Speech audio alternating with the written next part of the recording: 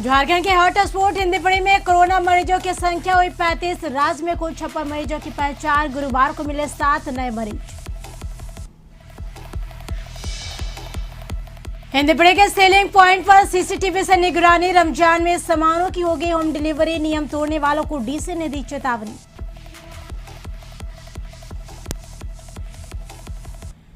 दुमका के मसानजोग डैम में बड़ा हादसा। एक ही परिवार के 5 लोग डूबे। शवों को तलाशने में जुटे ग्रामीण।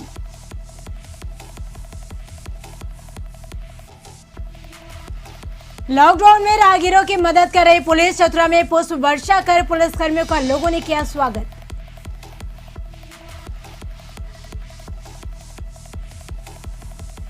रमजान को लेकर मुस्लिम धर्म गुरुओं ने की अपील। रमजान में भी लॉकडाउन का कड़े पालन। घरों में ही करें इबादत।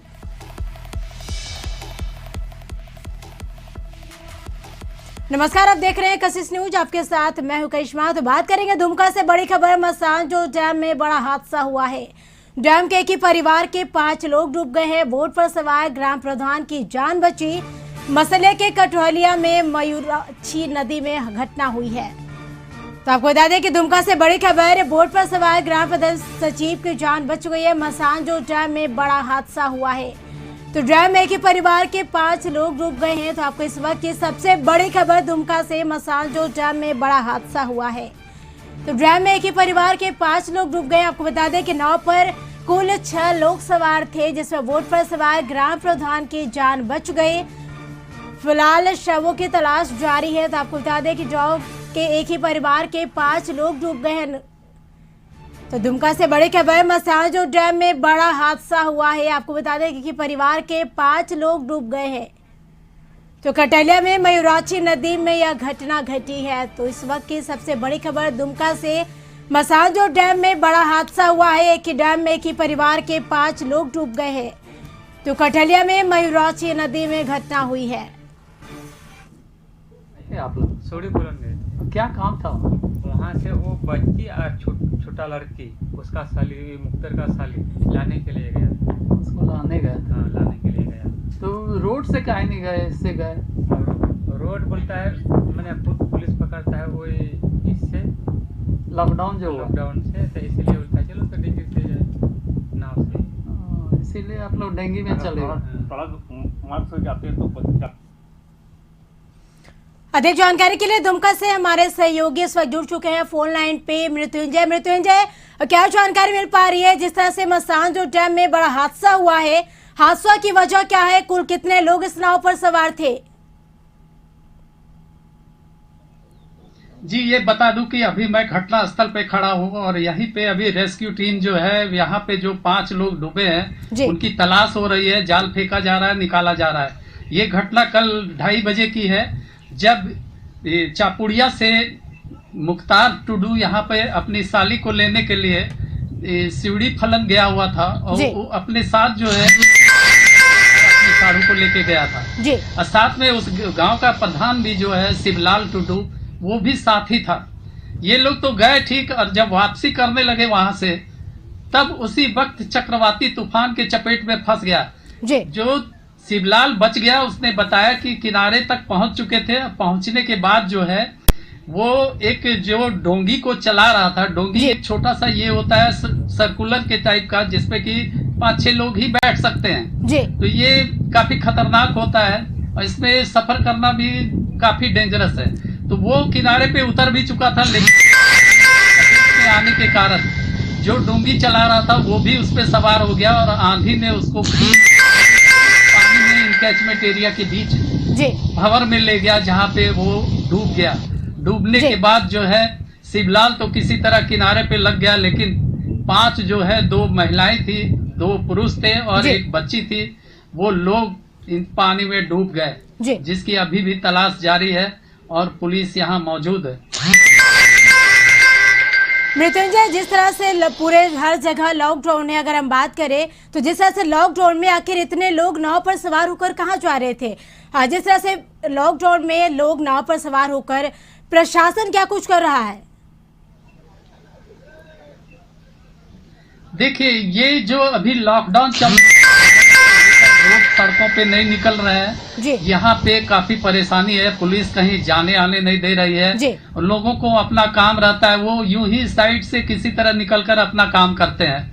तो ये हालांकि बहुत खतरनाक रास्ता था, उनका निर्णय बहुत खतरनाक था कि एक छोटे से डोंगी में बैठ के बच्चे या पत्नी के साथ अपने रिलेटिव के यहाँ जाना, फिर वहां से साली को लेकर आना। जी।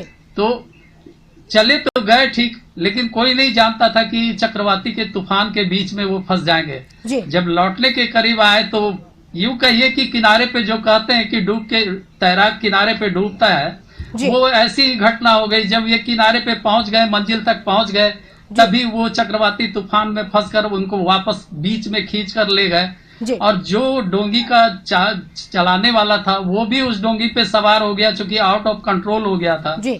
और वो भी जब डोंगी डूबा तो वो भी उसी में डूब गया। जी बिल्कुल। तो ये पूरी घटना है, चूंकि लॉकडाउन के वजह से कह सकते हैं कि ये। जी बिल्कुल। चलिए, तमाम जानकारी के बहुत बहुत शुक्रिया मृत्युंजय। तो दुमका से आपको बता दें कि मसांजोर डैम में बड़ा हादसा हुआ है। डैम में एक ही परिवार के 5 लोग डूब गए हैं। आपको बता दें कि जिस तरह से गांव के प्रधान सचिव वो तो किस तरह से अपनी जान बचा ली है। फिलहाल शव की तलाश जारी है।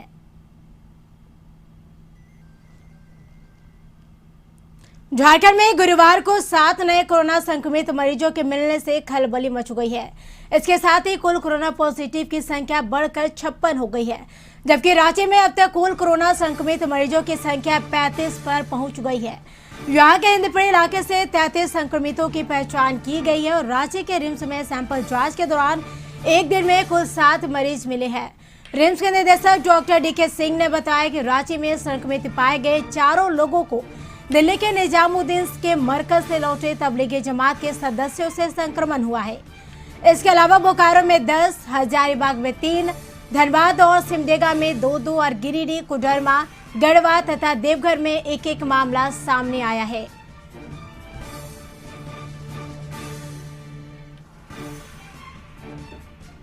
कंटेनमेंट जोन हिंदपीढ़ी के 4000 परिवारों को मुख्यमंत्री आहार घर घर पहुंचाया गया है। उपायुक्त महिमापत रे ने पत्रकारों को जानकारी देते हुए कहा कि आने वाले दिनों में 9000 परिवारों को राशन उपलब्ध कराया जाएगा। वहीं रमजान के पाक महीने में हिंदपीढ़ी इलाकों में विशेष व्यवस्था की जाएगी और आपको बता दें कि ज्यादा संख्या में वॉलंटियर्स को लगाया जाएगा। जरूरत के सामानों की होम डिलीवरी भी की जाएगी।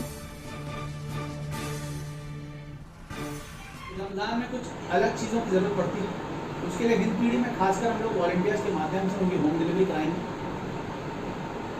शहर भर में यही, जिले भर में यही आदेश रहेगा कि किसी भी परिस्थिति में कोई भी इफ्तार, किसी भी मस्जिद में नमाज पढ़ने जाना या किसी भी तरीके का लोगों का एकजुट होना किसी भी तरीके से अलाउड नहीं है। और इसमें अगर ऐसा कोई आता है तो हम लोग उस पर कार्रवाई करेंगे।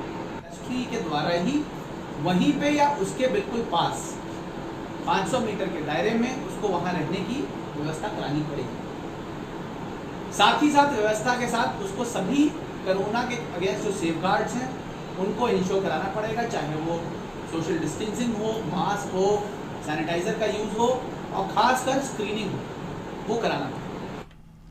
राजधानी रांची के कोरोना संक्रमण के अत्यधिक संक्रमित क्षेत्र हिंदपीढ़ी में लॉकडाउन का सख्ती से पालन सुनिश्चित करवाने के लिए जिला प्रशासन ने 37 सीलिंग स्थलों पर CCTV कैमरे लगाए हैं। वरिष्ठ पुलिस अधीक्षक अनीश गुप्ता ने बताया कि हिंदपीढ़ी क्षेत्र में 37 सीलिंग स्थल तय किए गए हैं जहां कैमरे से निगरानी रखी जा रही है। तो वही आपको बता दें कि सीलिंग पॉइंट के लिए 3 मेडिकल हेल्पलाइन नंबर भी जारी किए गए हैं,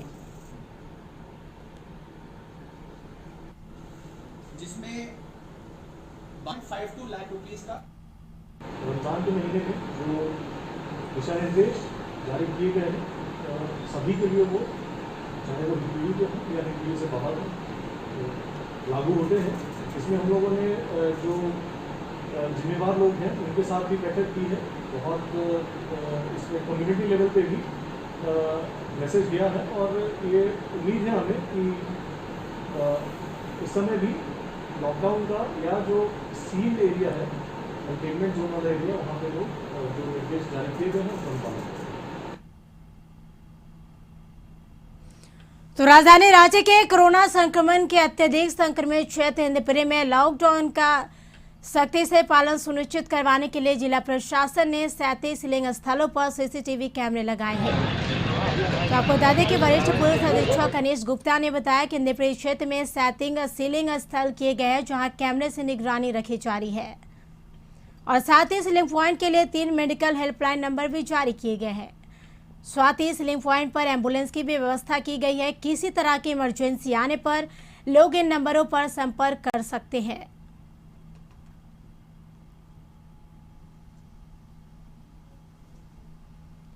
सुबह चलेंगे अपने सहयोगी संदीप इस वक्त जुड़ चुके हैं हमारे साथ रांची से। संदीप, जिस तरह से राजधानी रांची की हम बात करें तो लगातार मरीजों की संख्या बढ़ती जा रही है कि प्रशासन किस तरह से इसे सख्ती से पालन करवा रही है ताकि पूरी निगरानी की जा रही है कि ये जो आंकड़ा बढ़ता जा रहा है वो आंकड़ा ना बढ़े।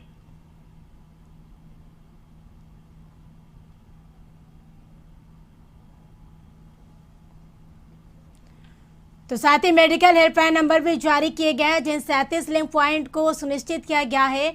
आपको बता दें कि मेडिकल हेल्पलाइन और हिंदपीढ़ी के 37 लिंक पॉइंट पर कैमरे से निगरानी रखी जा रही है।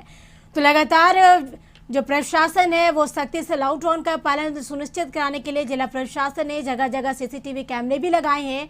सख्ती से पालन कराया जा रहा है लॉकडाउन का। तो आपको बता दें कि हिंदपीढ़ी के 37 सीलिंग पॉइंट पर कैमरे से निगरानी रखी जा रही है और साथ ही मेडिकल हेल्पलाइन और 3 एम्बुलेंस की भी व्यवस्था की गई है।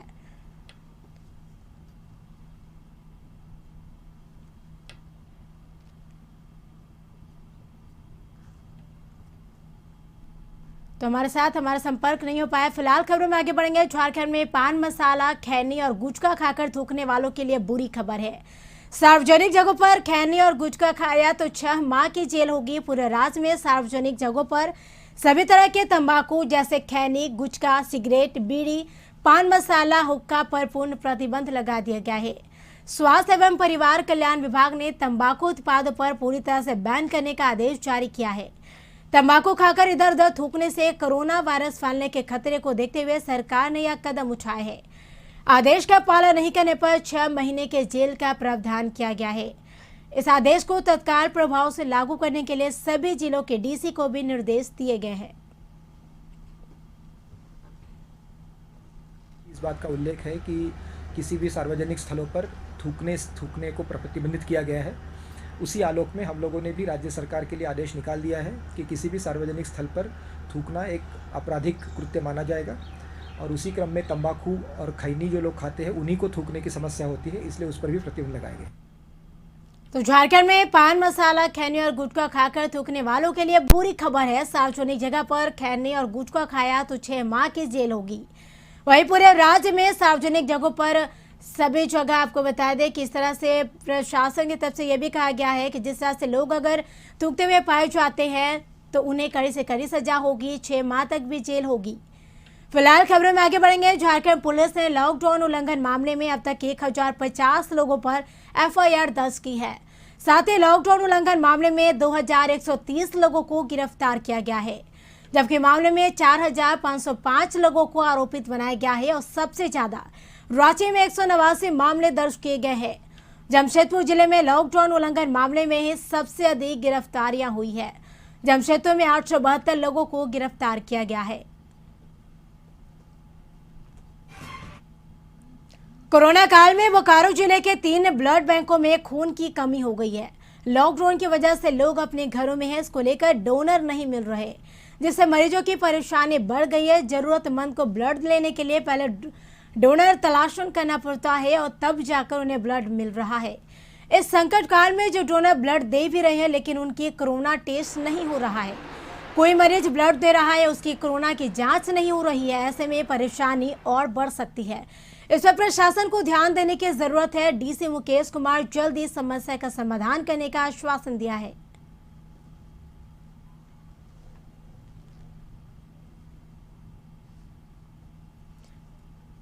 अधिक जानकारी के लिए बोकारो से हमारे सहयोगी जुड़ चुके हैं संजीव। जिस तरह से कोरोना काल में बोकारो जिले के 3 ब्लड बैंकों में खून की कमी बताई जा रही है, अगर इस तरह का किसी को इमरजेंसी पड़ती है, जिस तरह से लॉकडाउन है, लोग अपने घरों में, इस तरह से काफी परेशानी बढ़ती जा रही है, क्या कहेंगे?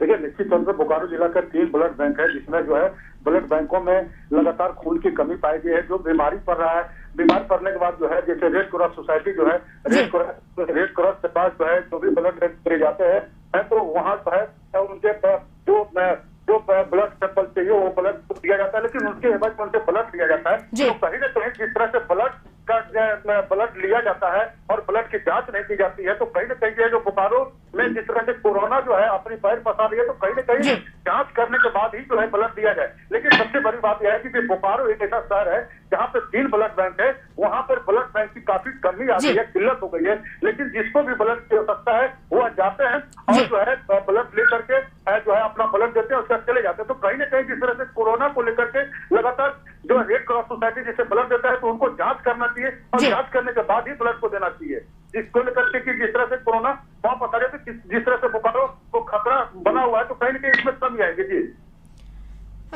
संजीव, जिस तरह से डोनर नहीं मिल रहे हैं जिससे मरीजों की परेशानी बढ़ गई है, अगर हम बात करें तो क्या उस मरीजों के लिए क्या कोई व्यवस्था की गई जिससे ब्लड डोनर जो है वो आसानी से मिल सके? बड़ी है, मैं बताया कि रेड क्रॉस सोसाइटी एक ब्लड बैंक ऐसा बैंक है जहाँ पे ब्लड लेने के लिए लोग आते हैं। यदि ए पॉजिटिव चाहिए, बी पॉजिटिव चाहिए ब्लड, तो उसको लेकर के उसके एवज में जो है उनको अपने परिवार के लिए जो है उनको ब्लड देना पड़ता है, तभी ब्लड ले पाता है। लेकिन लगातार बोकारो में जिस तरह से ब्लड डोनेशन कैंप चलाया जा करता था, उसको लेकर के जो है ब्लड बैंक में जमा हुआ करता था। लेकिन अभी ब्लड की कमी बोकारो जिला में काफी आ गई, जिसमें ब्लड बैंक में ब्लड की कमी काफी है और डोनर भी नहीं है। तो कहीं ना कहीं ये बोकारो के लिए चिंता का विषय है। जी बिल्कुल। चलिए, तमाम जानकारी के बेहद शुक्रिया संजीव। तो मरीजों को लगातार परेशानी हो रही है क्योंकि लॉकडाउन की वजह से लोग अपने घर में है, डोनर नहीं मिल रहा है, जिससे मरीजों की परेशानी बढ़ती जा रही है। तो खबर में आगे बढ़ेंगे। 284 करोड़ केंद्र से मिले, कोरोना की महामारी के लिए यह पर्याप्त नहीं है, यह कहना है वित्त मंत्री रामेश्वर उरांव का। उन्होंने कहा कि बीजेपी के नेता स्पष्ट करें कि केंद्र से कितनी मदद मिली। उन्होंने कहा कि आपदा प्रबंधन के मद में केंद्र से 284 करोड़ मिले थे, जो इस विपदा के लिए नाकाफी है। केंद्र ने जो राशन उपलब्ध कराया है उसके वितरण और राशन डीलरों के कमीशन में 85 करोड़ खर्च होंगे।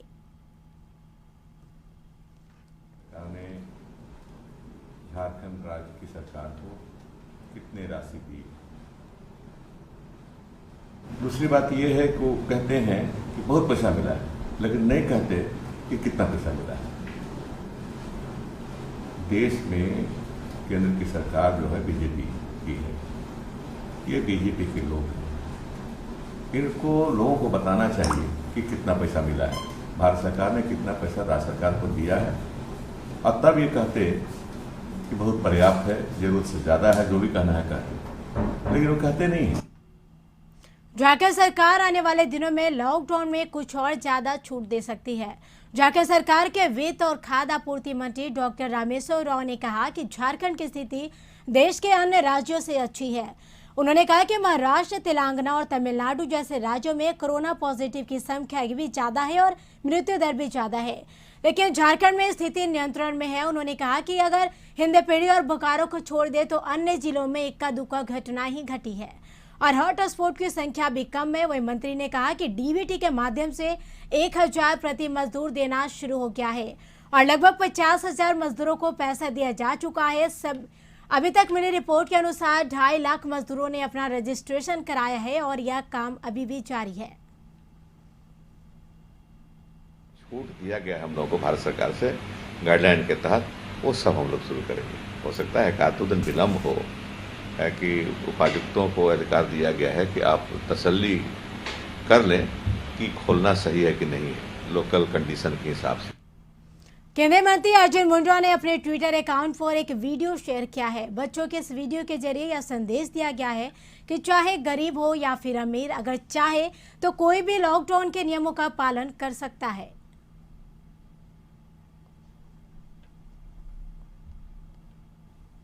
पूर्वी सिंहभूम जिले के मुसाबनी प्रखंड क्षेत्र के जादूगोड़ा का जोबला गांव की बोदरा टोला गंभीर पेयजल संकट से जूझ रहा है। गांव की सभी खराब चापाकल शोभा की वस्तु बनकर रह गई है। ऐसे में ग्रामीणों ने सरकार पर भरोसा छोड़ खुद कुआं खोद अपनी प्यास बुझा रहा है। ग्रामीण बिरजू बोदरा कहते हैं कि अभी यह हालत है, आगे इससे भी बुरी हालत होने वाली है। लोगों को पानी का बंटवारा करना पड़ता है, तब जाकर किसी तरह पानी की व्यवस्था कर पाते हैं ग्रामीण। पानी का बहुत समस्या है क्योंकि यहाँ पे क्या बोलेंगे, ये गाँव माटीगढ़ पंचायत का जोगला गांव है जो बोदरा टोला से है। यहाँ पे पानी का बहुत ज़्यादा समस्या है। यहाँ पे एक कुआं लोग हम अपने से खोदे अलग कुआं को। इसके बाद उधर भी एक तालाब है, उसमें थोड़ा सा ज़्यादा पानी नहीं है उसमें भी। इसके बाद यहाँ पे कोई किसी का ज़्यादा कोई हम लोग कोई देखता नहीं है यहाँ पे ज़्यादा। लॉकडाउन में सरकार ने आदेश दिया था कि मकान मालिक किराए के लिए किराएदार को परेशान नहीं करेगा, लेकिन रांची के 15 बस्ती सोसो गांव में मकान मालिक ने किराएदार को घर से बाहर कर दिया। अब उड़ीसा का रहने वाले परिवार सड़क किनारे गुजर बसर करने को मजबूर है। गिर गया घर के ऊपर। उसी टाइम में मेरा लड़का को लेके घर के अंदर लेके बहुत मारा है। हमको गुस्सा आ गया। हम गुस्सा होने से तुम्हारा पास भी बच्चा है, इतना मार देगा, चप्पल से मारा है। उसी टाइम से वो झगड़ा कर गया। रॉड है ना, वो रॉड लेके आए हमको मारने के लिए। आप लोग कहाँ से आए हुए हैं? आप लोग कहाँ से आए हैं? नवासो से। धनबाद में ग्रामीण एसपी अमित रेणु ने झारखंड बंगाल बॉर्डर पहुंचकर निरीक्षण किया और साथ ही निरसा के कई इलाकों को सैनिटाइज करवाया।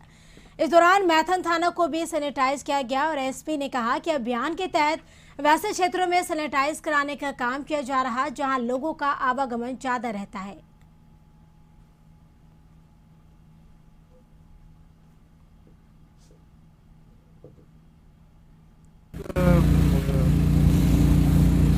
इसकी संभावना बहुत ज़्यादा रहती है क्योंकि हाल फिलहाल में आपने न्यूज़ में भी सुना होगा, महाराष्ट्र में कई ऐसी घटनाएं हुई हैं और यहाँ भी इस तरह की घटना होने से इनकार नहीं किया जा सकता, इसलिए सैनिटाइजेशन जरूरी है। गिरिडीह में सदर प्रखंड के भालसुमिया गांव में रहने वाले लगभग 2 दर्जन परिवार भूखमरी के दौर से गुजर रहे हैं। करीब परिवार किसी तरह माड़ भात खाकर अपनी जिंदगी काट रहे हैं। वहीं भालसुमिया गांव में ज्यादातर आदिवासी परिवार रहते हैं। इनमें से कई दिहाड़ी मजदूरी है, जो कई परिवार भीख मांगकर भी अपना गुजारा करता है। गांव के जितने भी परिवार हैं उनसे में से कुछ लोग के पास ही राशन कार्ड है। ग्रामीणों ने बताया कि लॉकडाउन के बाद से दिहाड़ी मजदूरों को काम नहीं मिल रहा है। गांव में कई परिवार ऐसे हैं जो भीख मांगकर गुजारा करते थे, उन्हें भी काफी दिक्कतें हो गई है। बताया कि एक माह पूर्व स्थानीय मुखिया ने 5-5 किलो चावल दिया था। इसके बाद कुछ लोगों ने एक दिन 2-2 पूरी सब्जी दी और एक दिन खिचड़ी भी खिलाया गया। बाद में यूथ फाउंडेशन के आशुतोष तिवारी तथा जीएमएम के लोगों ने कुछ अनाज दिया, लेकिन इतना अनाज कुछ के ही दिन कहीं चलेगा।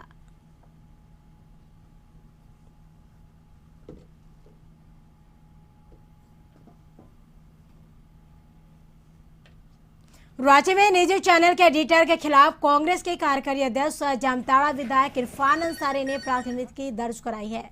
जगन्नाथपुर थाने में कांग्रेस नेता ने पार्टी के राष्ट्रीय अध्यक्ष सोनिया गांधी के विरुद्ध हेट स्पीच देने को लेकर प्राथमिकी दर्ज कराई है। प्राथमिकी दर्ज कराने के बाद इरफान अंसारी ने कहा कि महाराष्ट्र के पालघर में हुए मॉब लिंचिंग को लेकर अपने डिबेट शो में पत्रकार ने कांग्रेस की राष्ट्रीय अध्यक्ष सोनिया गांधी के खिलाफ अभद्र भाषाओं का प्रयोग किया। रिपब्लिक इंडिया की जो चीफ है अर्नब गोस्वामी के खिलाफ में हमने एफआईआर लॉन्च करवाया है और हमने कहा है कि जो अर्नब गोस्वामी है इसको ये अधिकार किसने दे दिया कि देश की जो हमारी नेत्री है, हमारी माँ स्वरूप सोनिया गांधी को गाली देगा? वो इतनी हिम्मत कहाँ से आई? ऐसा व्यक्ति को समाज में रहने के अधिकार नहीं है। और मैंने इसमें लिखा है कि जो आप लोगों का जो प्रेस बिल ऑफ इंडिया है PGI, इसमें मांग करता हूँ कि इसका जो है तो मान्यता को रद्द किया जाए। बेटे की शादी में बाप को कंगाल होते तो सुना होगा। जमशेदपुर में एक बेटे की शादी में बाप कंगाल हो गया। कोरोना संकट की वजह से एक पिता अपने बेटे की शादी का जश्न भी नहीं मना सका और बैठे बिछाए कंगाल हो गया। दरअसल सुनारे परदेसी पाड़ा में किराए के एक मकान में रहने वाले गणेश अपने बेटे की शादी पिछले महीने 17 तारीख को उड़ीसा के बालांगीर किया था। रिसेप्शन पार्टी के लिए 22 तारीख का दिन निर्धारित था, जिसमें शामिल होने वधू पक्ष के अलावा वर पक्ष के करीब 60 रिश्तेदार पहुंचे थे। इस बीच लॉकडाउन की घोषणा हो गई, जिसके बाद सभी को रुकना पड़ा। अब स्थिति यह है कि मेहमानों की देखरेख करते करते दूल्हे का पिता कंगाल हो गया। वही सभी अतिथि का जब अब राहत शिविरों में खाने को विवश है, अतिथियों में महिला पुरुष के साथ छोटे छोटे बच्चे भी शामिल हैं। संकट की घड़ी में पड़ोस में रहने वाले एक सज्जन द्वारा सभी को भोजन पानी मुहैया कराया जा रहा है। उन्होंने सरकार से विलंब इन्हें वापस घरों तक पहुंचाने की मांग की है।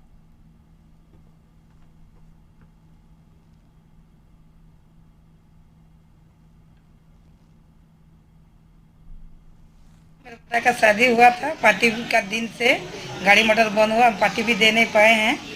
मेरे जो आदमी आए थे गांव से शादी ब्याह में, इतना परेशानी हो रहा है। हम जितना मेरा हुआ इतना खिलाया पिलाया, कुछ भी किए हैं। अभी हमको कोई हेल्प चाहिए कि जैसा करके भी उड़ीसा लोग को थोड़ा पहुँचा दें। लॉकडाउन में राशन को लेकर जमशेदपुर में मारामारी शुरू हो चुका है। ज्यादातर लोगों के पास राशन कार्ड नहीं है और इस बीच किसी ने अफवाह फैला दिया कि विभागीय कार्यालय में राशन कार्ड बन रहा है, जिसके बाद सोशल डिस्टेंसिंग की धज्जियां उड़ाते नजर आई और सैकड़ों की संख्या में लोग कार्यालय पहुंच गए। सूचना के बाद मौके पर पहुंचे पुलिस ने लोगों को हटाने के लिए बल प्रयोग किया।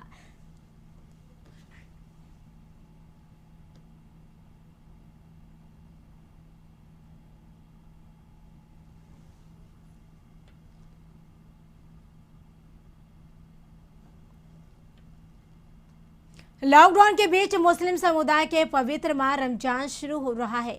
इस माह में मुस्लिम धर्मावलंबी शिद्दत के साथ रोजा रखते हैं और अल्लाह की इबादत करते हैं। मुस्लिम धर्म गुरुओं की माने तो अगर 23 अप्रैल की रात चांद दिखता है तो रमजान 24 अप्रैल से शुरू होगा, यानी रमजान के शुरुआती 10 दिन लॉकडाउन में गुजरना तय माना जा सकता है। इस दौरान मुस्लिम मस्जिद नहीं जा सकेंगे, घर में इबादत और इफ्तार ही करना होगा। झारखंड के तमाम मुस्लिम संगठनों ने अपील की है कि सरकार के आदेशों का पालन करें और घरों में ही इबादत करें।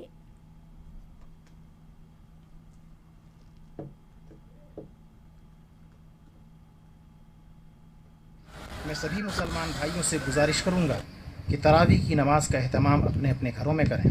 फ़राइज़ की अदायगी जिस तरह अपने घरों में कर रहे हैं जारी रखें। जुमे की जगह ज़ोहर की नमाज़ों का एहतमाम अपने घरों में करें। रमज़ान मुबारक के मौके पर कसरत से दुआएं करें। रमज़ान मुबारक के मौके पर खुसूसी तौर पर दुआएं कबूल होती है। बुलेटिन में फिलहाल इतना ही। आप बने रहिए कशिश न्यूज़ के साथ, तब तक के लिए मुझे दीजिए इजाज़त।